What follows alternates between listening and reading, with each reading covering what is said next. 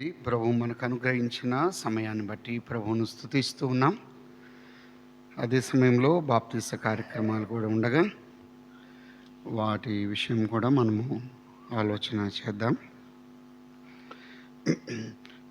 Baptism తీసుకున్న వాళ్ళు ఎవరు చేతులెత్తండి. ఓకే, సరే. లేవియాకాండం 1వ అధ్యాయం 14వ వచనం. లేవియాకాండం 1వ అధ్యాయం 14వ వచనం. బాప్తీస విషయాలు కూడా కొంత పెద్దలు ఆలోచించేయమని చెప్పినప్పుడు వాటిని కూడా మనం ఆలోచించేద్దాం. 1వ అధ్యాయం 14వ వచనం లేవియాకాండం. అతడు యెహోవాకు దహన బలిగా అర్పించినది పక్షి జాతిలోనిదైన ఎడల తెల్ల గువ్వల్లో నుండి కానీ పావురపు పిల్లల్లో నుండి కానీ తేవలను. యాజకుడు బలిపీఠం దగ్గరకు దాన్ని తీసుకుని వచ్చి దాని తలను త్రుంచి బలిపీఠం మీద దాన్ని దహింపవలను. దాని రక్తమును బలిపీఠం ప్రక్కన పిండవలను. మార్కు సువార్త 16వ అధ్యాయం 16వ వచనం 16 నమ్మి బాప్తీసం పొందినవాడు రక్షింపబడును, నమ్మని వానికి శిక్ష విధింపబడును. చిన్న మాట మనము ప్రార్థన చేద్దాం. పూజ్యనీయుడగు మా ప్రియ ప్రభువా, మీ ఘనమైన నామమును బట్టి స్తోత్రం చెల్లిస్తూ మీ స్తుతిస్తున్నాం. మీరు మాకు అనుగ్రహించిన అమూల్యమైన రక్షణను బట్టి స్తోత్రములు. మధ్యాహ్నం మీరు అనుగ్రహించిన ప్రశస్తమైన సమయాన్ని బట్టి స్తుతిస్తూ ఉన్నాం. ఇంతవరకు మీ దాసులు పాటలు పాడడానికి మీ కృప అనుగ్రహించారు. అల్పునైన నన్ను మరుగుపరిచి మీ ఆత్మతో నింపి మీరే మహిమ పొందమని, బాప్తీసం తీసుకునే ముగ్గురిని కనికరించమని సమస్త మహిమా ఘనత మీకు ఆరోపిస్తూ మా ప్రభువును ప్రియ రక్షకుడైన యేసుక్రీస్తు ప్రభు నామమున స్తోత్రం చెల్లించి ప్రార్థించడికి వేడుకుంటున్నాము తండ్రి. లేవియాకాండం 1వ అధ్యాయంలో దహన బలి యొక్క విషయాలు మనం చూస్తూ వచ్చాం. దహన బలి అనేది స్వచ్ఛందంగా స్వేచ్ఛగా అర్పించే అర్పణ, ఏ రకమైన ఒత్తిడి లేకుండా ఇచ్చేదని. దహన బలిలో మొదటిది గోవులని, రెండవది గొర్రెలని, మూడవది గువ్వలని మనం చూస్తూ ఉన్నాం. గోవులు అనేది ఆయన సేవకత్వానికి, ఆయన పరిచర్యకు సాదృశ్యం.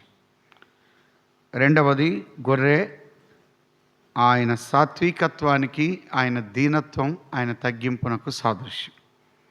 మూడవది గువ్వ, ఈ పక్షి జాతులు. పక్షి ఎందుకు ఇవ్వాలి? లేవియాకాండం 5వ అధ్యాయం 7వ వచనం. లేవియాకాండం 5:7. అతడు గొర్రె పిల్లను తేజాలని ఎడల.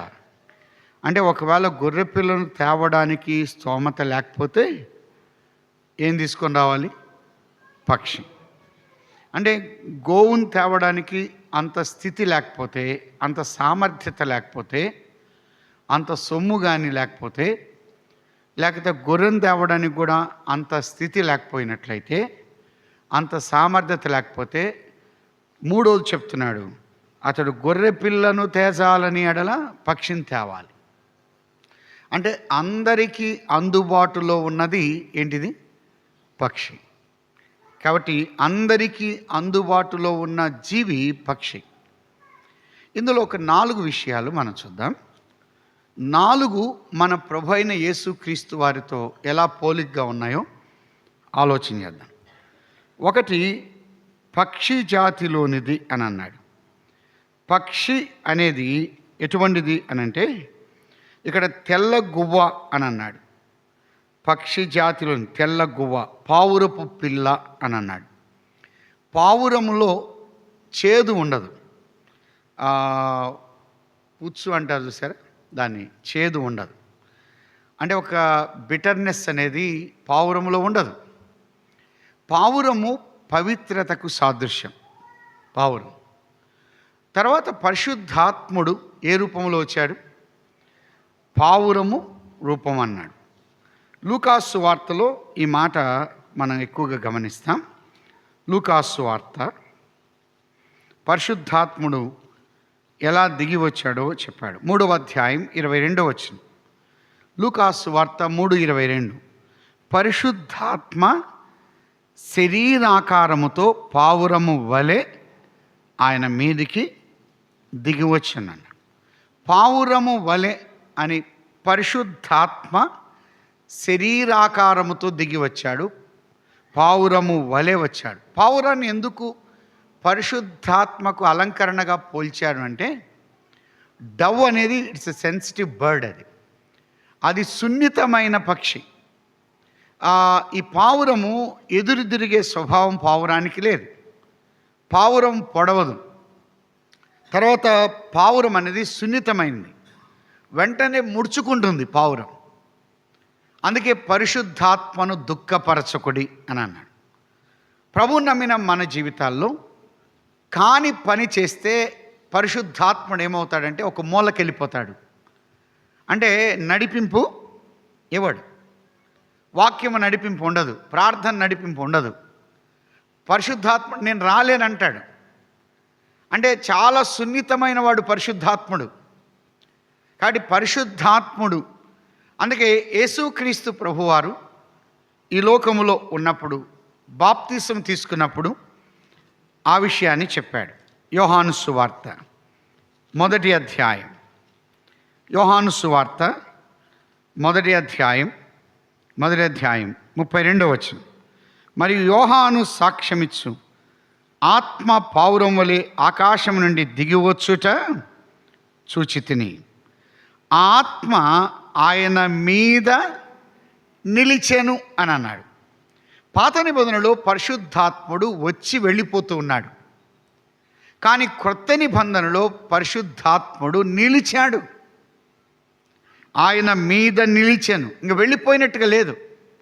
పాత నిబంధన చూడండి, సంసోను మీద ఆత్మ ప్రేరణ కలిగినప్పుడు మరల ఆత్మ వదిలి వెళ్ళిపోయాడు అని రాయబడి ఉంటుంది. కానీ కొత్త నిబంధనలో పరిశుద్ధాత్ముడు దిగి వచ్చిన తర్వాత మళ్ళీ వెళ్ళిపోయినట్టుగా లేనేలేదు. పరిశుద్ధాత్ముడు దిగి వచ్చాడు, ఆత్మ ఆయన మీద నిలిచాను. ఆత్మ పావురము వలె అన్నాడు. అలంకరణగా పావురాన్ని ఉపయోగిస్తూ వచ్చాడు. సున్నితమైన వాడు, దుఃఖపడతాడు, ఏడుస్తాడు, బాధపడతాడు. అయ్యో రత్నాకర్, చేయకూడని తప్పు చేసావే అని వేదన చెందుతాడు, అలా చేయకూడదంటాడు. అలాగా సున్నితంగా బాధపడుతూ ఉంటాడు పరిశుద్ధాత్ముడు. అందుకే మనలో ఉన్నవాడు పరిశుద్ధాత్ముడు దుఃఖపడేవాడు.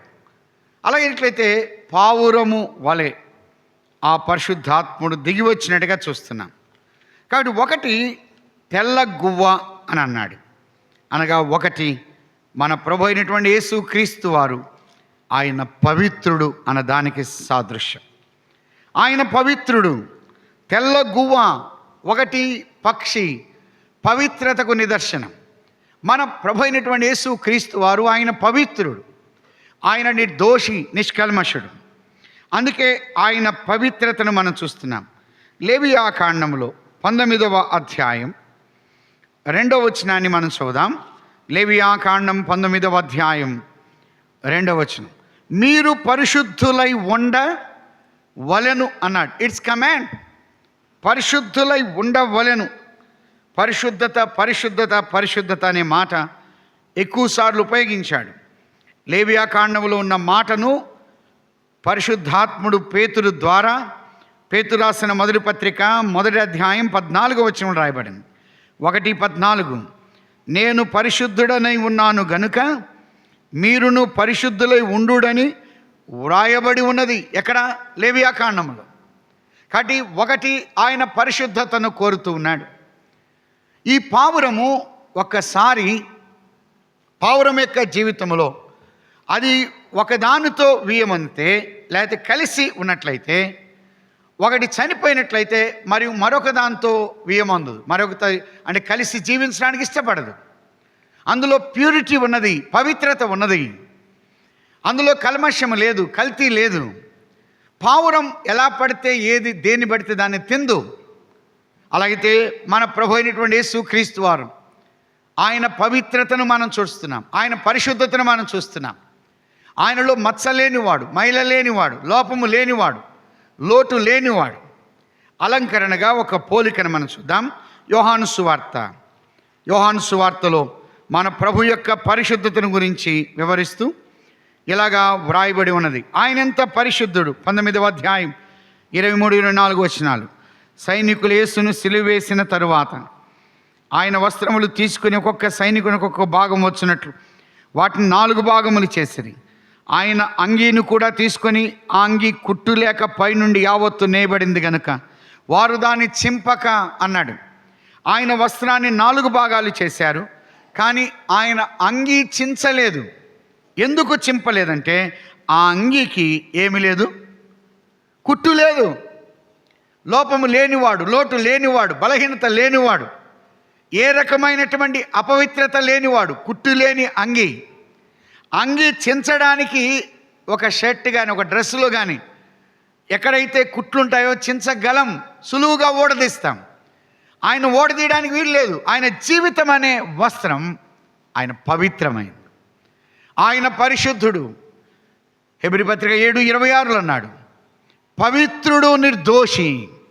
అలా అయినట్లయితే ఒకటి పక్షి దేనికి సాదృశ్యంగా ఉంది? ఇక్కడ గువ్వ అంటే తెల్ల గువ్వ ఆయన పవిత్రతకు నిదర్శనం. కాబట్టి దహన బలికి అవసరమైంది ఏంటి? పవిత్రమైనదై ఉండాలి, పరిశుద్ధమైనది ఉండాలి. దేవుని యొక్క సేవ ఎలా పడితే అలా చేయడం కాదు, దేవుని పరిచర్య ఎలా పడితే అలా చేయడం, కాంప్రమైజింగ్ కాదు. కాబట్టి కొన్నిసార్లు కొంతమంది సంఘంలో సంఘం వాళ్ళలాగా ఉంటారు, బయట వాళ్ళలాగా ఉంటారు, పెద్దల్లో పెద్దల్లాగా ఉంటారు, సేవకుల్లో సేవకుల్లాగా ఉంటారు, లోకస్తుల్లాగా ఉంటారు. అలా వచ్చి దేవుని పని జరిగించలేం, ఆరాధించలేం, ప్రార్థించలేం. క్యాజువల్గా, జనరల్గా, సాధారణంగా మనం మమేకమైపోవడానికి వీల్లేదు. ఒక సపరేషన్ అనేది మనం చూస్తున్నాం. అందుకే బ్రదర్న్ అసెంబ్లీలో సాల్వేషన్, శాంటిఫికేషన్, సపరేషన్ ఈ 3 ప్రాముఖ్యమైనవి. కాబట్టి సాల్వేషన్ అనేది ఉండాలి, రక్షణ అనేది ఉండాలి, తర్వాత సపరేషన్ ఒక ప్రత్యేకత ఉండాలి, శాంటిఫికేషన్ పరిశుద్ధత ఉండాలి. కాబట్టి పరిశుద్ధత ఉండాలి. ఎలా పడితే అలా చేయడానికి వీల్లేదు, ఎలా పడితే అలా మాట్లాడడానికి వీల్లేదు, ఎలాగంటే అలాగ వ్యవహరించడానికి వీల్లేదు, ఎలా పడితే అలాగ ఆరాధించడానికి వీల్లేదు, ఎలా పడితే అలా తిరిగి నేను పాట పాడడానికి, వాక్యం చెప్పడానికి వీల్లేదు, రొట్టె పాత్ర కూడా స్తుతులు చెల్లించడానికి వీల్లేదు. ఎందుకనంటే మనము ఒక ప్రత్యేకంగా ఉన్నటువంటి వారు. అలా అయితే ఈ యొక్క పావురం పవిత్రమైనది. ప్రభు కోరేది పవిత్రత. యజమానుడు వాడుకొనుటకు అర్హమైన పాత్ర అని అన్నాడు. అది పవిత్రమైంది. పాత్ర విలువ ముఖ్యం కాదు, పాత్ర పవిత్రత ముఖ్యం. మట్టి పాత్రలు ఉన్నాయి, కర్ర పాత్రలు ఉన్నాయి, రాగి పాత్రలు ఉన్నాయి, వెండి పాత్రలు ఉన్నాయి, బంగారు పాత్రలు ఉన్నాయి. యజమానుడు బయట నుండి లోపలికి రాగానే దప్పికైనప్పుడు, దాహమైనప్పుడు ఏ పాత్రలో నీళ్లు తెమ్మంటా అంటే ఏదైతే రెడీగా ఉందో ఆ పాత్రను ఉపయోగిస్తాడు. ఒకవేళ బంగారు పాత్ర దుమ్ముతో ఉంటే దాన్ని వాడు. ఇప్పుడు ఆయన దప్పిక తీర్చడానికి ఒకవేళ మన మట్టి వారమే కానీ పవిత్రంగా ఉంటే ఆయన ఉపయోగిస్తాడు. పవిత్రత ఆయన కోరుతున్నాడు. యెహోవా ఎన్నటెన్నటికి నీ మందిరమునకు పవిత్రతయే, పరిశుద్ధత అనుకూలం అని అన్నాడు 93వ కీర్తన 5వ చరణంలో. అందుకే హృదయ శుద్ధి గల వారు ధన్యులు, వారు దేవుణ్ణి చూచారు. పరిశుద్ధత లేకుండా ఎవరును ప్రభువును చూడడు. అయితే ఒకటి పక్షి అనేది దేనికి సాదృశ్యం అంటే పవిత్రతకు. రెండవది, పక్షి ఒక స్థలములో ఉంటుందా, సంచారం చేస్తుందా? సంచరిస్తుంది. మన ప్రభు సంచరించేవాడు. ఆయన ఒక స్థలములో ఉన్నవాడు కాదు, మన ప్రభు యొక్క సంచారములు మనం చూస్తున్నాం. లూకా సువార్తలోకి వచ్చినాన్ని మనం చదువుదాం. 13వ అధ్యాయం 22వ వచనం. లూకా సువార్త 13వ అధ్యాయం 22వ వచనం. ఆయన యెరూషలేమునకు ప్రయాణమైపోవచ్చు, బోధించుచు పట్టణములోను గ్రామములోను సంచారము చేయుచుండెను. ఆయన సంచరిస్తూ ఉన్నాడు. లూకా సువార్త 8వ అధ్యాయం 1వ వచనం. లూకా సువార్త 8:1. వెంటనే ఆయన దేవుని రాజ్య సువార్తను తెలుపుచు ప్రకటించుచు ప్రతి పట్టణములోను ప్రతి గ్రామములోను సంచారము చేయుచుండెను. ఆయన సంచరిస్తూ వచ్చాడు. లూకాసు సువార్త 9వ అధ్యాయం 6వ వచనం, 9:6. వారు బయలుదేరి అంతటను సువార్త ప్రకటించుచు రోగులను స్వస్థపరచు గ్రామములో సంచారము చేసిరి. ఆయన సంచరించారు, శిష్యులు సంచరిస్తూ ఉన్నారు. మన ప్రభు యొక్క సంచారమును, ఆయన ఒక స్థలములో ఉన్నవాడు కాదు, ఆయన సంచరించాడు, పలు స్థలాల్లో సంచరించాడు. ఒక విషయం, ఆయన సమరయ గుండా వెళ్ళవలసి వచ్చాను. వాస్తవానికి యూదులు సమరయ గుండా వెళ్ళరు. మ్యాప్లో చూస్తే కింద యూదయ, పైన సమరయ, దానిపైన గలిలయ ఉంటుంది. యూదులు గలిలయకు వెళ్ళాలంటే కుడివైపున పెరయకు వెళ్ళి గలిలయకు వెళ్తారు. కానీ ఆయన సమరయ గుండా వెళ్తున్నాడు. బౌండరీస్ తాకకూడదు, తాకాడు. వెళ్ళకూడదు, వెళ్ళాడు. మాట్లాడకూడదు, మాట్లాడాడు. నీళ్ళు అడగకూడదు, అడిగాడు. ఆయన సమరయ గుండా వెళ్తున్నాడు. ఆయన సంచరించాడు. ప్రియులారా, నీవైనా నేనైనా ఒక స్థలములో ఉండడం కాదు, సంచరించాలి. సువార్త స్ప్రెడ్ అవ్వాలి, ప్రభుని గురించి ప్రకటించాలి. మనమున్న స్థలములో ప్రభుని గురించి ప్రకటించడం. మన సంచారములు ఎలా ఉన్నాయి? నా సంచారములు ఎరిగి ఉన్నావు అని అన్నాడు. అలాయితే మనము సంచరించుట, ప్రభువుని గురించి, సేవ గురించి, ప్రభు యొక్క పరిచర్య గురించి ఒక స్థలములోనే ఉండడం కాదు, మనం వివిధ స్థలాల్లో సంచరించాలి. మనమున్న స్థలాల్లో ప్రభువును పరిచయం చేయాలి. ఆయన ఎక్కడ కూడా నిర్లక్ష్యంగా కూర్చున్నవాడు కాదు, ఆయన సంచరించాడు. ఒకటి, పక్షి పవిత్రమైనది, ఆయన ప్రభు అయిన యేసుక్రీస్తు వారు పరిశుద్ధుడు. రెండవది, పక్షి ఒక స్థలములో స్థిరంగా ఉండదు, సంచరించింది. యేసు ప్రభు సంచరించాడు, ఒక స్థలములో ఉన్నవాడు కాదు. మూడవది, పక్షి అంటే అది కింద ఉండేదా, పైన ఉండేదా? పైనున్నది. మన ప్రభు అయినటువంటి యేసుక్రీస్తు వారు ఆయన పైనున్న వాడు. పక్షి పైనున్నది, భూమికి అతీతంగా ఉండేది. అది భూ సంబంధమైనదిగా కాదు, అది పరసంబంధం. ఆయన పైనున్నవాడు. యోహాను సువార్త 3వ అధ్యాయం 31వ వచనం.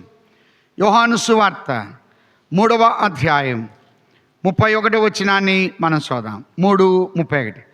పైనుండి వచ్చువాడు అందరికీ పైనున్నవాడు, భూమి నుండి వచ్చువాడు భూసంబంధమైన సంగతుల గురించి మాట్లాడను. పరలోకము నుండి వచ్చువాడు అందరికీ పైనుండి అన్నాడు. ఆయన పైనున్నవాడు. యోహాను సువార్త 8వ అధ్యాయం, యోహాను సువార్త 8వ అధ్యాయం 23వ వచనం. అప్పుడు ఆయన, మీరు క్రిందివారు, నేను పైనుండి వాడను, ఆయన పైనున్నవాడు.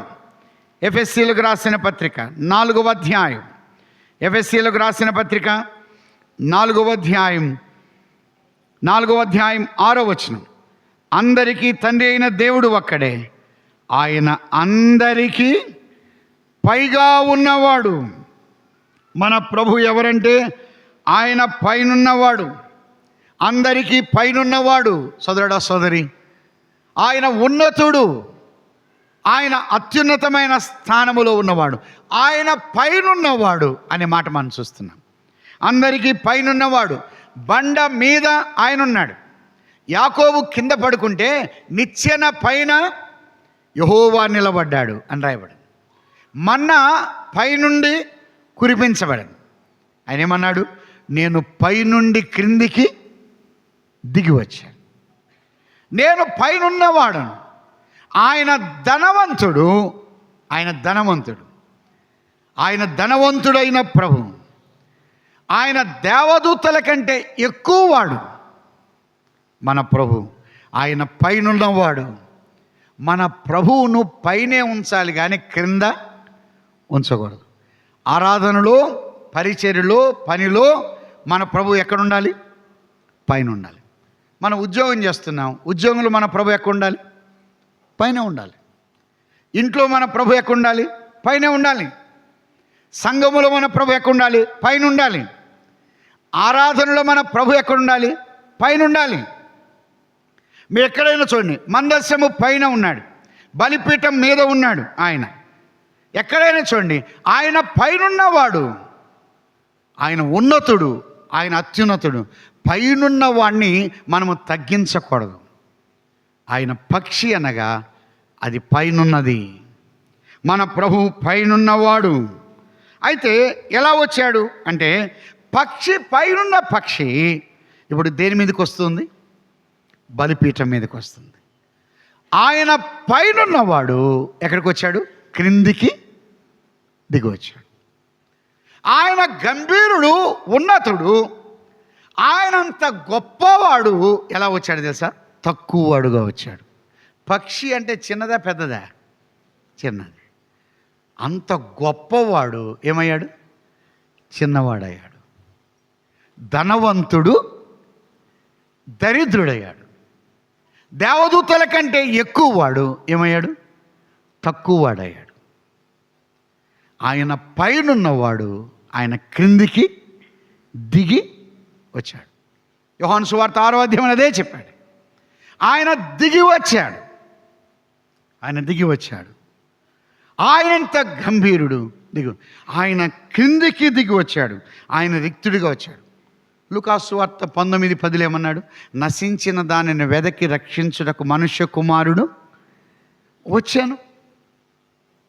తిమోతికి రాసిన మొదటి పత్రిక 1వ అధ్యాయం 15 వచ్చాను. పాపులను రక్షించుటకు క్రీస్తు యేసు ఈ లోకమునకు వచ్చాను అని అన్నాడు. నిర్గమాకాండం 19వ అధ్యాయం 21 వచనం. నిర్గమాకాండం 19వ అధ్యాయం 21 వచనం. అప్పుడు యెహోవా ప్రజలు చూచుటకు యెహోవా యొద్దకు హద్దు మీరి వచ్చి వారు అనేకులు నశింపకున్నట్లు నీవు దిగిపోయి, మోషే నువ్వు కిందికి దిగిపోవాలి, నువ్వు దిగాలి అని అన్నాడు. నిర్గమాకాండంలో అదే చెప్తున్నాడు. ఆయన క్రిందికి దిగి వచ్చాడు. నేను దిగి వచ్చి ఉన్నాను అని చెప్తున్నాడు. ఆయన ఉన్నతమైన స్థానంలో లేడు. అందుకే దేవునితో ఉండడం గొప్ప భాగ్యమని ఎంచుకోక ఆయన దిగి వచ్చాడు. ఆయన తక్కువవాడుగా వచ్చాడు. ఆయన రిక్తుడిగా వచ్చాడు. ఆయన ఎంటీ చేయబడ్డాడు. ఆయన ఖాళీ చేయబడ్డాడు. అన్నీ ఉన్నవాడు ఎలా వచ్చాడు? ఏమీ లేనివాడుగా వచ్చాడు. పక్షి అంటే అది చిన్నది. మరొక భావం ఏమనగా, ఆ దూరముగా ఉన్న ఆయన ఎక్కడికి వచ్చాడు? దగ్గరికి వచ్చాడు. సమీపానికి వచ్చాడు. అందుబాటులోనికి వచ్చాడు. ఒకవేళ గొర్రెను తేజాలని ఎడల పక్షిని తేవాలి అంటే అందరికీ అందుబాటులో ఉన్నవాడెవరు? ప్రభు అయిన యేసుక్రీస్తు. అపోస్తుల కార్యము 17వ అధ్యాయం. అపోస్తుల కార్యములు 17వ అధ్యాయం 26-27 వచనాల్లో 27వ వచనం ముగింపులు అన్నాడు, ఆయన మనలో ఎవనికి దూరముగా ఉండువాడు కాడు. ఆయన దూరంగా లేడు. దూరంగా ఉన్నవాడు దగ్గరకు వచ్చాడు. ఆయన అందుబాటులోనికి వచ్చాడు. అమ్మాయ, మన ప్రభు అయినటువంటి యేసు క్రీస్తు వారు ఆయన నీకు నాకు అందుబాటులోనికి వచ్చాడు. చేరువకు వచ్చాడు. సమీపానికి వచ్చాడు. ఆయన అంత సమీపానికి వచ్చినట్టుగా ఈ లోకంలో ఎవరు రాలేదు. ఆయన పైనున్నవాడు క్రిందికి వచ్చాడు. అన్నీ కలిగిన వాడు ఏమీ లేనివాడయ్యాడు. వాస్తవంగా యేసు ప్రభువుని చూడండి. ఈ లోకములో యేసుక్రీస్తు ప్రభు వారి యొక్క జీవిత విధానం 4 సువార్తల్లో ఉంది. 4 సువార్తల్లో ఆయన జన్మించిన స్థలం, ఆయన వాస్తవంగా ఆ పశువుల పాకలో పరుండబెట్టబడింది అనని, కానీ సత్రములో స్థలము లేనందున ఒక అన్నోన్ ప్లేస్. ఆయన ఎక్కడ జన్మించాడో తెలియదు, కానీ పెట్టబడిన స్థలం మాత్రం పశువుల తొట్టిలో. ఆయన చూడండి ఎంత సింపుల్ సిటీ. ఎవరైనా డెలివరీ అవ్వాలంటే ఖచ్చితంగా పెద్ద హాస్పిటల్కి వెళ్తారు. హైదరాబాద్లో రెయిన్బో హాస్పిటల్, అది చాలా పెద్దది కదా, స్కానింగ్ అయినా వేలు ఉంటుంది. పెద్ద హాస్పిటల్లో డెలివరీ అవ్వాలనుకుంటారు. పెట్టబడితే మంచి ఉయ్యాల్లో పెట్టబడాలనుకుంటారు. కానీ యేసుక్రీస్తు ప్రభువారు అలా లేరు ప్రియులారా. ఆయన ఒక సింపుల్గా ఉన్నాడు. సాధారణమైన వాడుగా ఉన్నాడు. ఆయన యొక్క వ్యక్తిత్వం మనం చూస్తూ ఉన్నాం. ఆయన పక్షి వలె కనబడకుండా గువ్వలాగా చిన్నగా ఉన్నాడు. ఆయనంత సామాన్యుడిగా ఉన్నాడు. ఆయన ఉన్న స్థలం ఇంట్లో అందరితో పాటు ఉన్నాడు. ఆయనకు సపరేట్ అంటూ బెడ్రూము లేదు. అందరితో తిన్నాడు, అందరితో పడుకున్నాడు. మిగతా వారు అందరితో కలిసి సహోదరులు ఉన్నారు, వారితో కలిసి ఉన్నాడు. కొన్నిసార్లు మనం ఇంట్లో నలుగురు ఉన్నారంటే నలుగురికి 4 రకాల టిఫిన్లు చేయాలి. కొన్నిసార్లు కొంతమంది ఉప్మా తినరు, కొంతమంది పులిహార తినరు, అవునా కదా? కొంతమందికి పులగం పడదు, కొంతమందికి ఇంక బొరుగులు పడవు. మాకు అది కాదు ఇది అంటారు. కొన్నిసార్లు వంట చేస్తే ఈ మధ్య అంటున్నారు, వంట చేస్తే 3 రకాల కూరలు చేయాలి అంటున్నారు. వాస్తవమే. కానీ యేసుక్రీస్తు ప్రభువు వారు సింపుల్గా ఉన్నాడు. ఏది కోరుకున్నవాడు కాదు. మన పిల్లలు ఏది పడితే అది కోరుకుంటారు, ఇస్తారు. కానీ ఆయన అడిగినవాడు కాదు. ఆయన ఒదిగిపోయాడు, ఆయన ఎమడబడ్డాడు, ఆయన పూర్తిగా అడ్జస్ట్ అయిపోయాడు. నాకు ఇది కావాలి అనుకున్నవాడు కాదు. ఏ నాడు నేను పైనుండి వచ్చాను, నా కంఫర్ట్స్ నాకు ఇవ్వండి, నేను సెపరేట్ అన్నవాడు కాదు. అందరితో తిన్నాడు, అందరితో పడుకున్నాడు, సంకుచితమైన ఇంట్లో నివాసం చేశాడు, తల్లిదండ్రులకు సహాయకరంగా ఉన్నాడు. 12వ ఏట నుండి 30వ ఏట వరకు తల్లిదండ్రుల దగ్గర నజరేతులని ఉండిపోయాడు. ఆయన అమ్మా నాన్న దగ్గర 3.5 సంవత్సరం సేవ నిమిత్తమై బయటకు వచ్చాడు తప్ప 30 సంవత్సరాలు ఒదిగి ఉన్నాడు. 30 సంవత్సరాల సేవా వివరాలు, 30 సంవత్సరాలు ఆయన ఇంట్లో ఉన్నది ఎక్కడ రాయబడలేదు. కొంతమంది ఊహను బట్టి తలంపును బట్టి రాసినటువంటి వారు ఉన్నారు, కానీ పూర్తిగా మనకు తెలియదు. ఆయన సింపుల్గా జీవించాడు. ఆయన వస్త్రం ఒకే అంగి, కుట్టులేని నిలువుటంగి, ఏమీ లేనివాడు, ఏ రకమైనటువంటి ప్రత్యేకత కోరినవాడు కాదు. యవనస్తులారా, ఇక్కడ చాలామంది యవనస్తులు ఉన్నారు. తల్లిదండ్రులు ఏది పెడితే తినండి, ఎలా ఉంటే అలా అది కావాలి ఇది కావాలని కోరుకోనక్కర్లేదు. ప్రభువును చూడండి, ఆయన ఎలా జీవించాడో విశ్వాస జీవితంలో అలా జీవిస్తే చాలు. ఆయన ఆశీర్వదిస్తాడు, ఆయన బ్లెస్ చేస్తాడు, ఆయన దీవిస్తాడు. ఆయన అన్నిటికీ నేను ఇది తినలేనండి. కొన్నిసార్లు అంటారు, మా పిల్లలు ఇది తినరండి, ఇది ముట్టండి, ఇది తాకరండి. కాదు, యేసు ప్రభు ఎప్పుడు ఏ నాడు అలా లేదు. ఆయన సింపుల్గా జీవించాడు. ఒక గువ్వలాగా వచ్చాడు, అందుబాటులోనికి వచ్చాడు. అసలు ఆయన లెక్క చేయలేదు ప్రియులారా. ఆయనంత తృణీకరించారు, ఆయనంత అవమానించారు, ఆయనంత అసహించుకున్నారు. కానీ ఆయన నింపాదిగానే ఉన్నాడు. వెళ్ళిపోమంటే వెళ్ళిపోయాడు. రాళ్ళు తీసుకుంటే ఆయన దాగి ఉన్నాడు మందిరానికి వెళ్ళి. ఇష్టం వచ్చినట్టుగా మాట్లాడారు, కానీ ఏమనలేదు. ఆయన సింపుల్గా జీవించాడు. నక్కలకు బొరియలు ఉన్నాయి, ఆకాశ పక్షులకు గూళ్ళు ఉన్నాయి, మనుష్య కుమారునికి తల వాల్చుకునేందుకు స్థలము లేదు. పేద కుటుంబంలో జీవించాడు. పేద కుటుంబంలో జీవించిన వాడు. ఆయనకు తనదంటూ సమాధి లేదు, సొంత సమాధి లేనివాడు యేసుక్రీస్తు ప్రభువారు. నిజంగా ఒక మాట నన్ను చాలా బాధించింది. తన తరం వారిలో విచారించిన వారు ఒక్కరు లేరు. ఆయన కొడుతున్నప్పుడు ఎందుకు కొడుతున్నారని అడిగిన వాళ్ళు లేరు. బజార్లో ఒక రౌడీని కొడుతుంటే ఎవరో ఒక నన్ను అడ్డుగించుతారు, కానీ ఆయన్ను కొడుతున్నప్పుడు ఎవ్వరు అడ్డం పోలా. చివరికి తండ్రి కూడా తన ప్రియకుమారుని చెయ్యి వదిలిపెట్టాడు. ఎవ్వరు అడ్డం పోలా. ఏ తండ్రి కూడా చూస్తూ ఉండలేడు. కానీ ఆయన సింపుల్గానే ఉన్నాడు. ఆయన యొక్క సేవా జీవితంలో సొంత సమాధి లేనివాడుగా ఉన్నాడు. అలాగైతే ఆయన అందరికీ అందుబాటులోనికి వచ్చాడు. ఆయన ప్రేమ, ఆయన జాలి, ఆయన కరుణ, ఆయన కటాక్షం, ఆయన దయ నీ పట్ల నా పట్ల ఆయన చూపించాడు. ఒక గువ్వలాగా ఆయన ఒదిగి వచ్చాడు. ఆయన దీనుడిగా ఈ లోకానికి ఆయన దిగి వచ్చాడు. యోహాను సువార్త 6వ అధ్యాయం 33వ వచనం చెప్తున్నాడు. యోహాను సువార్త 6వ అధ్యాయం 33వ వచనంలో 6వ అధ్యాయం 33వ వచనాన్ని చూద్దాం. పరలోకము నుండి దిగి వచ్చి అని అన్నాడు. 38 ముగింపులు అన్నాడు.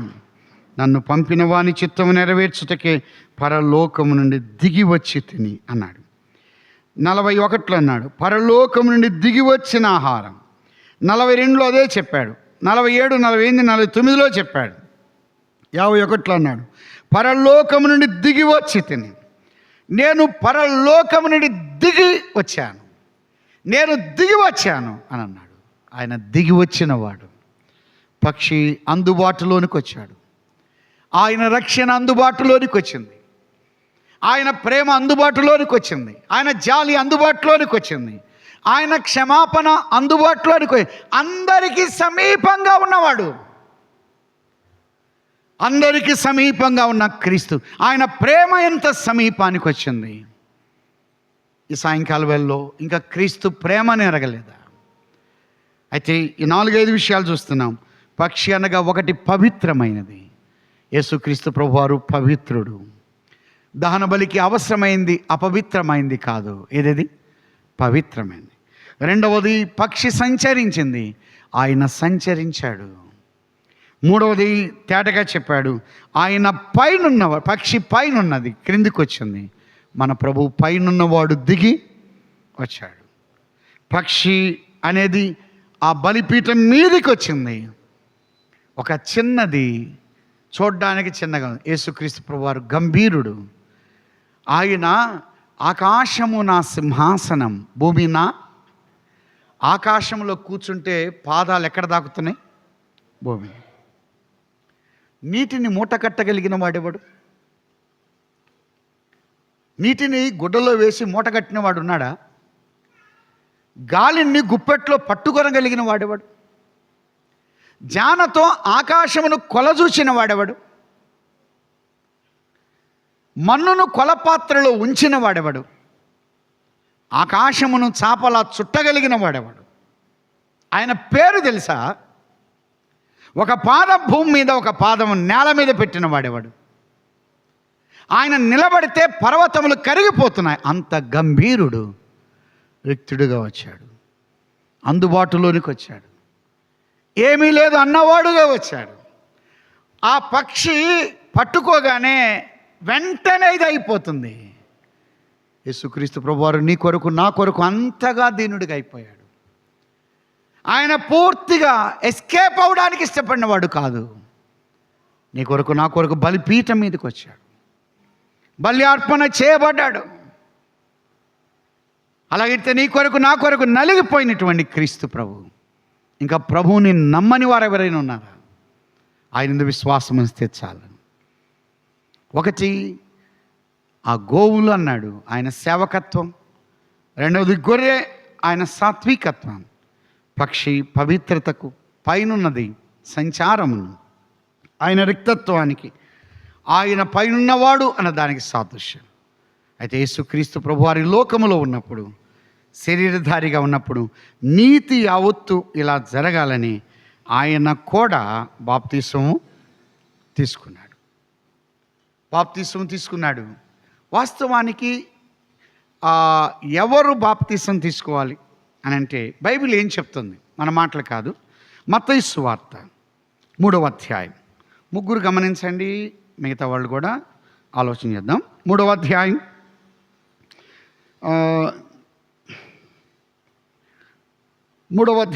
6వ వచనం. తమ పాపములు ఒప్పుకొనుచు యోర్దాను నదిలో అతని చేత బాప్తీసము పొందుచు. బాప్తీసం ముందా, పాపాలు ఒప్పుకోవడం ముందా? ఏమండి ముగ్గురు చెప్పండి. బాప్తీసం ముందా, పాపాలు ఒప్పుకోవడం ముందా? పాపాలు ఒప్పుకోవడం ముందు. పాపములు ఒప్పుకొనుచు అని అన్నాడు. 11వ వచనం. మారు మనసు నిమిత్తము నేను నీళ్ళలో మీకు బాప్తీసము. దేని నిమిత్తం బాప్తీసం? కొన్నిసార్లు అన్నారు ఈ మధ్య ఒక బ్రదర్ అన్నాడు, ఆయన ఏమన్నా అంటే, ఏమండి బాప్తిసం ఇస్తే ఎట్టొకటి మారతాడండి అన్నాడు. బాప్తిసం ఇస్తే మారడు. బాప్తిసం మారడానికి కాదు అది. కొంతమంది అంటారు లోకంలో తిరుగుతాడు, పెళ్లి చేస్తే కానీ సెట్ అవ్వడండి. పెళ్లి చేసి సెట్ కాడు, ఈ సెట్ అయ్యి కాయలు అవుతుంది, చాలా దెబ్బతీస్తాడు. అది పెళ్లి చేస్తే సెట్ అవుతారు అని కొన్నిసార్లు పెళ్లి చేస్తారు పొరపాటున, ఇంకంతే ఇంక పీడిచ్చి చంపుతారు. కాబట్టి అట్టోళ్ళకి ఎప్పుడు చేయబాకండి అట్లా. బాప్తిసం సెట్ అవుతుంది, బాప్తిసం ఇస్తే మారు మనసు పొందుతారు. ఈ మధ్య ఒకరు అన్నారు, బాప్తిసం ఇస్తే పాపాలు చేయకుండా ఉంటారన్న. బాప్తిసం ఇస్తే పాపాలు చేయకుండా ఉంటారా? అది తప్పది. అసలు పాప క్షమాపణ పొందిన. ఇప్పుడు డాక్టర్ దగ్గరికి వెళ్ళాము, జబ్బు ఉంది, ముందు జబ్బు తగ్గాల, ముందు భోజనం తినాలా? ఏమండి, జ్వరంతో ఉండి బాగా పీక్కుపోయి బలహీనంగా ఉండి నేను డాక్టర్ దగ్గరికి వెళ్ళి జ్వరంతో బాధపడుతూ ఉంటే డాక్టర్ గారు ఏమంటారు? అయ్యా మాంసం తిను, చికెన్ తిను, లాలీపప్పులు తిను అంటాడా? ఏమంటాడు? ముందు తిన్నంత మానేసి ఈ ట్యాబ్లెట్లు వేసుకొని ఈ ముందు ఏం తగ్గాలి? జబ్బు తగ్గాలి, ఆ తర్వాత నీకు కావాల్సింది ఫుడ్ అంటాను. కానీ ముందు పాపాలు ఒప్పుకోవాలి, పాప క్షమాపణ. దేని నిమిత్తం అన్నాడు? మారు మనసు. అంటే మనస్సు మారిన వ్యక్తి తీసుకునేదే బాప్తిసం. అపోస్తుల కార్యం 2వ అధ్యాయం. బైబిల్ ఏం చెప్తుంది? ఎవరేం చెప్పినా కూడా బైబిల్ని మనము ఫాలో అవ్వాలి. 2వ అధ్యాయం 38వ వచనం. పేతురు, మీరు మారు మనసు పొంది, మళ్ళీ చెప్తున్నాడు ఇక్కడ, మారు మనసు పొంది పాప క్షమాపణ నిమిత్తం ప్రతివాడు యేసుక్రీస్తు నామమున. దేని నిమిత్తం అన్నాడు? మళ్ళీ పాప క్షమాపణ నిమిత్తం, మారు మనసు నిమిత్తం. పెళ్లి నిమిత్తం అనలా. కొంతమంది పెళ్లి కోసం బాప్తిసం ఇస్తారు, అది చాలా తప్పది. పెళ్లి కోసం బాప్తిసం తీసుకోకూడదు. క్రిస్టియన్ యాక్ట్ ప్రకారం అతను క్రిస్టియన్ అయ్యిండి పెళ్లికి వివాహం చేసుకుంటే దానికి తప్పులేదు. పెళ్ళి అయిన తర్వాత కూడా మారు మనసు పొందితే బాప్తిసం ఇవ్వచ్చు. కానీ పెళ్లి కోసం హడావుడిగా బాప్తిసం తీసుకుంటే మాత్రం తప్పది. కానీ దైవగ్రంథం ఎక్కడా ఏమీ లేదు. ఏముందంటే మారు మనసు నిమిత్తం, పాప క్షమాపణ నిమిత్తం, పాపాలు ఒప్పుకొని విడిచిపెట్టిన వారు, అందుకన్నాడు. నమ్మి బాప్తిసం అన్నాడు. ముందు నమ్మాలి, ఆ తర్వాత బాప్తిసం. కాబట్టి ఈ మాట గుర్తుపెట్టుకోవాలి. కొన్నిసార్లు మైనార్టీ కాలేజీలో వాళ్ళు బాప్తిసం ఇస్తే, సర్టిఫికెట్ ఇస్తే తప్ప మైనార్టీ కాలేజీలో జాయిన్ అవ్వరు. బీఈడి మైనార్టీ కాలేజ్, కొంతమంది క్రిస్టియన్ మైనార్టీ కాలేజెస్ ఉన్నాయి. వాళ్ళు అడిగేది ఏంటంటే బాప్తిసం సర్టిఫికెట్ అడుగుతారు. అప్పుడు మందిరానికి వస్తారు. అప్పుడు మందిరానికి. మా దగ్గర ఒక ఆయన పెద్ద ఆయన ఉండేవాడు, ఆయన ప్రభువుని నమ్ముకున్నాడు. వాళ్ళ కోడలు ప్రభువుని నమ్ముకోవాలి, ఎప్పుడు మందిరానికి రారు. ఒకరోజు ఇంటికి వచ్చాడు, అయ్యా మా కోడలకు బాప్తిసం సర్టిఫికేట్ ఇవ్వాలన్న. అంకులు ఏ రోజు కూడా ప్రభువుని నమ్ముకున్నట్లేదు, మందిరానికి రాలేదు, నేను వస్తున్నాను కదా అన్నాను. అంకులు ఇప్పుడు మీ కోడలు భోంచేస్తున్నారా, మీరు భోంచేస్తున్నారా అన్న. నువ్వు దానికి దీన్ని ముడిపెట్టబాకు అని అన్నాడు. మీరు తింటే మీ ఆకలి తీరిద్ది, మీ కోడలు బదులు మీరు తింటే ఎట్టయిద్ది? దాన్ని ముడిపెట్టబాకు, నేను వస్తున్నాను కదా, బాప్తిసం సర్టిఫికేట్ ఇస్తావా లేదా అదొకటి తెలుపు అని అన్నాడు. అంకుల్ అది నేను ఇవ్వలేను. సరే పోనీ ఒక 1000 రూపాయలు ఇస్తాను అన్నాడు. 1000 రూపాయలుగా? 1000 రూపాయలకి నేను తీసుకొని ఇస్తా, తర్వాత అక్కడ ఉంటుంది నాకు. 1000 రూపాయల కోసం కక్కుర్తి పడి తీస్తే అంకుల్ నాకు కుదరదు, అది మందిరం మానేస్తానని బెదిరించాడు. మానేయండి, మానేయమని నేను చెప్పను, కానీ ఇది మాత్రం క్రమం కాదు. దీనికి నేను అతీతంగా నేను ఇవ్వలేను, నాకు చాలా కష్టం. నేను ఇంక చాలా మదన పడ్డాడు, కోప్పడ్డాడు, ఆయాసపడ్డాడు, బాధపడ్డాడు. ఇంక బాధపడి వెళ్ళిపోయాడు. 2 వారాలు మానేశాడు. మళ్ళీ 3వ వారం మళ్ళీ వచ్చాడు. అంటే ఇదేంది? కొన్నిసార్లు మైనార్టీ కాలేజీలో చేర్పించాలంటే బాప్తిసం సర్టిఫికేట్ ఉండాలి. పాప క్షమాపణ నిమిత్తం అని ఉంది, కానీ మైనార్టీ నిమిత్తం, మైనార్టీ కాలేజీ నిమిత్తం అని లేదు. ఇక్కడ పెళ్లి నిమిత్తం అని లేదు. పెళ్లి నిమిత్తం బాప్తిసం కోసం అని వచ్చిన వాళ్ళు ఈ రోజున మా అసెంబ్లీలో ఒక ఫ్యామిలీ మానేశారు. బ్రదర్స్ అన్నారు, ఎట్టొకటి ఇవ్వచ్చు కదన్న. ఎట్టిస్తాం? ఎట్ట ఇవ్వాలంటే మీరే ఇవ్వండి అన్న. నేను ఇవ్వను, మీరు ఇవ్వండి. ఒకవేళ పెళ్లి కోసం తీసుకోవాలనుకుంటే మీరు ఇవ్వండి, నేను ఇవ్వలేను. ఎందుకు? మనమందరము క్రీస్తు న్యాయపీఠం మీద ఉండాలి. ఆ రోజున దేవుడు నన్ను లెక్క అడుగుతాడు. కాబట్టి కొన్నిసార్లు కొంతమంది అంటారు, కొన్నిసార్లు ఒక క్లాస్ వచ్చిన తర్వాత బాప్తిసం తీసుకోవాలంటారు. అది చాలా తప్పది. కొంతమంది 10th అయిపోయింది బాప్తిసం ఇవ్వాలి, ఇంటర్ అయిపోయింది బాప్తిసం ఇవ్వాలి, డిగ్రీ అయిపోయింది బాప్తిసం ఇవ్వాలి. ఇది చాలా కష్టం. కొన్నిసార్లు సేవకులు పిల్లలు కాబట్టి ఖచ్చితంగా బాప్తిసం తీసుకోవాలి, ఇది రాంగ్. ఇది చాలా స్థలాల్లో ఇది ఉంది. కొన్నిసార్లు సంఘ పెద్దల పిల్లలు బాప్తిసం తీసుకోవాలి, కాదు. వారిలో రక్షణ మారు మనసు అనేది హృదయంలో జరిగితే తప్ప ఎవరికైనా బాప్తిసము ఇవ్వచ్చు. ఏజ్తో లిమిట్ లేదు, ఏజ్తో నిమిత్తం లేదు. వాళ్ళు ప్రభువు నమ్ముకున్నారు, ఆ ఇంట్లో అమ్మా నాన్న గమనిస్తున్నారు, సంఘములో ఉన్నటువంటి పెద్దలు చూస్తున్నారు, వారిలో నిజమైన మార్పు కనబడింది. అలాంటప్పుడు బాప్తిసం ఇవ్వడానికి ఎవరు ఆటంకపరచకూడదు. తీసుకునే వాళ్ళలో కూడా ఏ రకమైన అభ్యంతరం మనసులో ఉండకూడదు. కాబట్టి మారు మనసు నిమిత్తం, పాప క్షమాపణ నిమిత్తం బాప్తిసము తీసుకోవాలి. రోమీయులకు రాసిన పత్రిక 6వ అధ్యాయం బాప్తిసం అంటే ఏంటో చెప్పాడు. 6వ అధ్యాయం 3వ వచనం, క్రీస్తు యేసులోనికి బాప్తిసం పొందిన మనమందరము ఆయన మరణములోనికి బాప్తిసం పొందితమని మీరు ఎరుగురా. ఇక్కడ ఒక మాట గమనించాలి. యేసుక్రీస్తు ప్రభు వారు సమాధి చేయబడ్డాడు. సమాధి చేయబడిన తర్వాత యేసు ప్రభువును సమాధిలో తలకాయ ఉంచారా, మొండెం ఉంచారా, కాళ్ళు ఉంచారా? సమాధిలో ఏముంచారు? బాడీ మొత్తం ఉంచారు. అంటే ఆయన మరణములోనికి సాదృశ్యం. అందుకే బాప్తిసము ఇలా ముంచినప్పుడు ఏమవుతుందంటే ఆ వ్యక్తిని ఏం చేస్తున్నట్టు? సమాధి చేస్తున్నట్టు. తిరిగి లేపుతున్నప్పుడు క్రీస్తులో జీవిస్తున్నట్టు. ఆయన మరణములోనికి నేను కూడా ఏమయ్యాను? నేను కూడా పాలిభాగం పొందాను. ఆయన మరణములో పాలిభాగం పొందాను. తిరిగి లేపబడితే నేను క్రీస్తుతో పాటు నేనేమయ్యాను? లేపబడ్డాను. అందుకు అదొక బాప్తిసం, అది ముఖ్యమైనది. తర్వాత అపోస్తుల కార్యం 8వ అధ్యాయం సమరయ ప్రాంతంలో జరిగిన సేవా విషయాల్లో ఒక మాట రాయబడింది.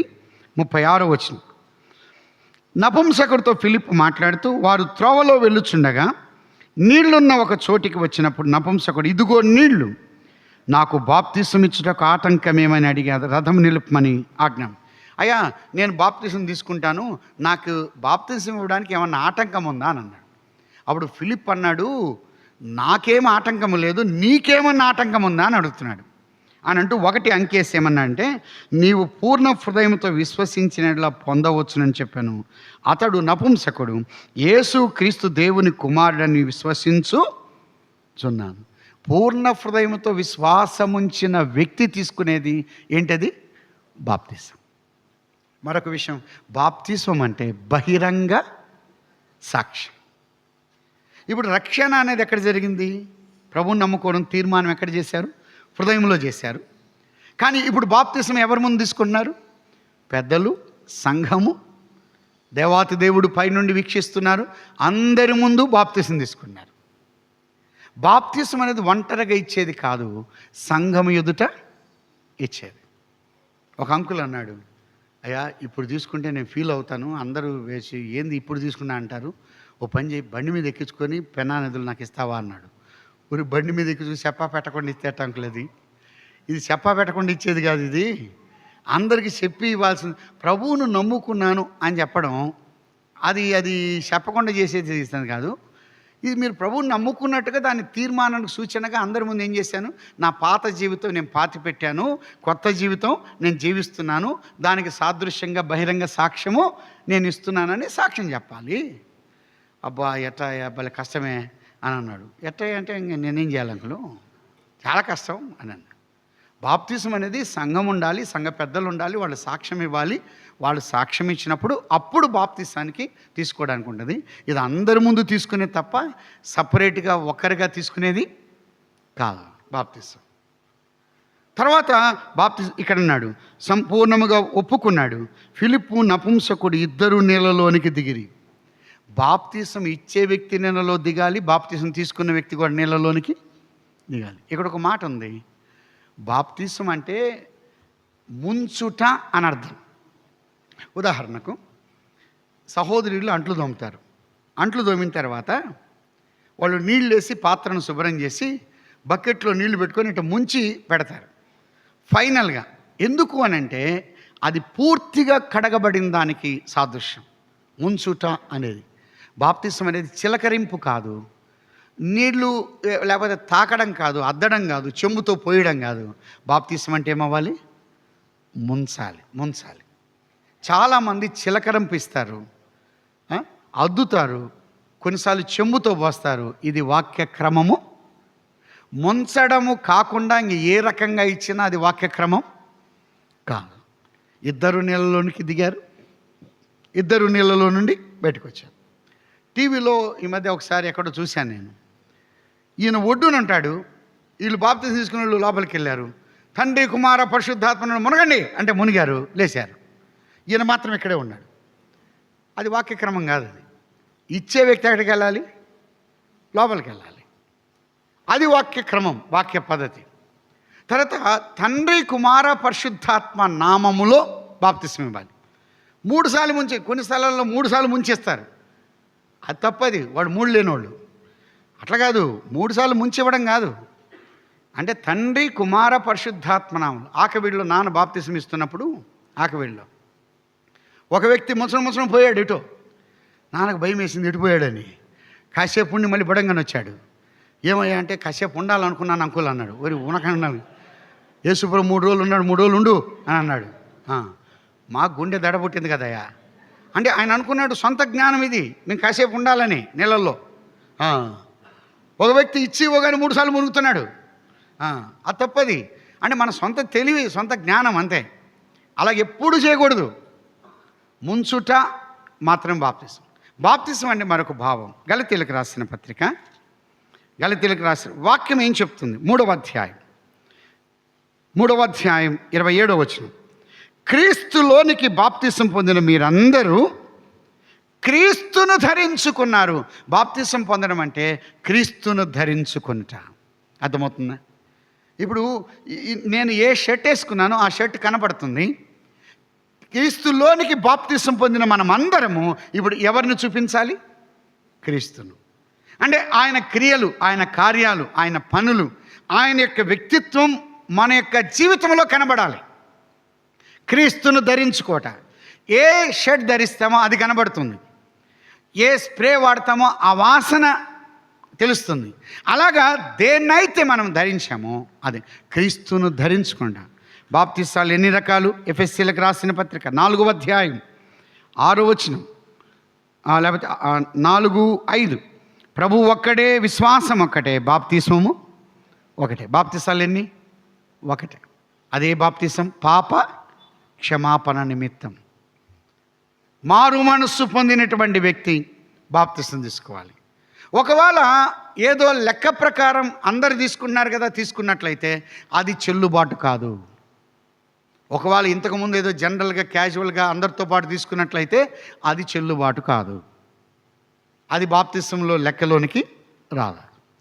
పాప క్షమాపణ, యేసు ప్రభువా నేను పాపిని, నా పాపాలు క్షమించండి, మీ రక్తంలో కడగండి, నన్ను బిడ్డగా చేసుకోండి అని ఒక తీర్మానం చేసిన వారు మాత్రమే బాప్తిసము తీసుకోవాలి. మీ ముగ్గురు అడుగుతున్నాను, మీ ముగ్గురు బాప్తిసం తీసుకోవడానికి మీకు ఏమైనా ఆటంకం ఉందా? మీకు ప్రభువుని నమ్ముకొని ఆయన కొరకు జీవించడానికి, సాక్షిగా ఉండడానికి మీకు ఆ గట్టి తీర్మానం అది మీరు చేశారా? ప్రభు కొరకు జీవించగలరా? అలాగేంటైతే మీరు బాప్తిసం తీసుకోవడానికి ఆటంకం లేదు. అప్పుడు పెద్దలు కూడా మిమ్మల్ని అడిగారు కాబట్టి నేను కూడా అడుగుతున్నాను కాబట్టి ఇంకా దాని విషయమై లెక్క మీరే ప్రభువుకు లెక్క చెప్పుకోవాలి. కాబట్టి ప్రభు కొరకు జీవించాలి. అయితే బాప్తిసం తీసుకున్న తర్వాత సంఘ సహవాసంలో క్రమంగా ఉండాలి. అందుకే అపోస్తుల గారు 2:42 ఏమన్నారు? వీరు అన్నారు. ఎవరు? బాప్తిసం తీసుకున్న వీరు అపోస్తుల బోధయందు, సహవాసమందు, రొట్టె విరుచుటందు, ప్రార్థన చేయటందు అప్పుడప్పుడు ఉన్నారు అని లేదు బైబిల్లో. బాప్తిసం ఎంత తొందర చేస్తారో అది సుధా కనపడరు. ఇంకా కొంతమంది ఎప్పుడూ ఒకసారి కనపడతా ఉంటారు.